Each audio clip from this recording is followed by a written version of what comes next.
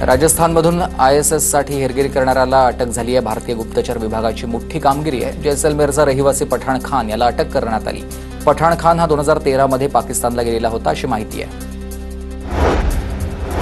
पहलगाम हल्ल्यानंतर 3000 जणांना पोलिसांनी ताब्यात घेतलंय। 75 पेक्षा जास्त ग्राउंड वर्कर्सची ही यंत्रणा त्यांच्या ताब्यात आहे आणि ताब्यामध्ये असलेल्यांची कसून चौकशी सुरू आहे।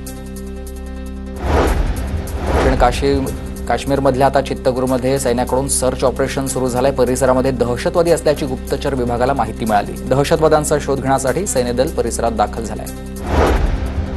पाक आर्मी प्रमुख असीम मुनीरच्या राजीनाम्याची मागणी होते। इम्रान खानच्या समर्थकांकडून असीम मुनीरच्या राजीनाम्याची मागणी आहे। पाकिस्तानी लष्कराशी झालेल्या संघर्षानंतर इम्रान खानला जेलमध्ये जावं लागलं होतं।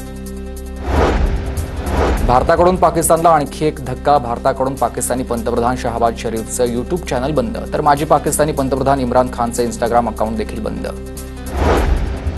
बाबर आझम, मोहम्मद रिजवान, शाहिद आफ्रिदीचं इंस्टाग्राम अकाउंट भारतामध्ये बंद। भारत पाकिस्तान तणावाच्या पार्श्वभूमीवर भारत सरकारचा हा मोठा निर्णय, तर पाकिस्तानच्या 3 मोठ्या क्रिकेटर्सची इंस्टाग्राम अकाउंट बंद केली। पाकिस्तानमध्ये इम्रान खानला जेलमधून सोडण्याची समर्थकांची मागणी आहे। इम्रान खानच्या समर्थकांकडून तब्बल 34 लाख ट्विट्स। शिखर धवननंतर आता बॉक्सर गौरव धुडीनंही शाहिद आफ्रिदीला ऐकवलंय। आता प्रत्युत्तरासाठी शिखर धवनकडून आफ्रिदीला कारगिल युद्धाची आठवण करून देण्यात आली आहे। POKमधील अनेक दहशतवादी पळून गेल्याची सूत्रांची माहिती आहे। भीतीमुळे TRF आणि जैशचे अनेक दहशतवादी पळून गेलेत, गुप्तचर यंत्रणांमधील सूत्रांची माहिती आहे।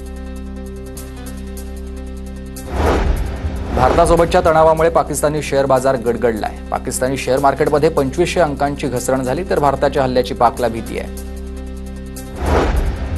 पाकवर सर्जिकल स्ट्राईक करण्यासाठी अमेरिकेनं भारताला ग्रीन सिग्नल दिलाय। भारतानं दहशतवादाविरोधात ॲक्शन घ्यावी, अमेरिकेचे उपराष्ट्रपती JD व्हान्स यांचं हे वक्तव्य आहे।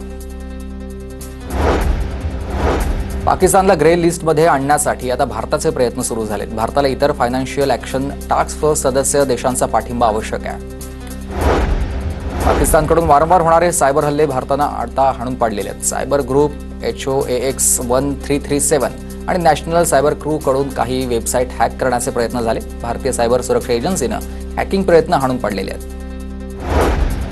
जम्मू आणि काश्मीरमध्ये हाय अलर्ट। राष्ट्रीय महामार्गांना लक्ष्य करून दहशतवादी हल्ले होण्याची शक्यता आहे। विश्वसनीय गुप्तचर माहितीनंतर सुरक्षा यंत्रणांकडून हाय अलर्ट जारी।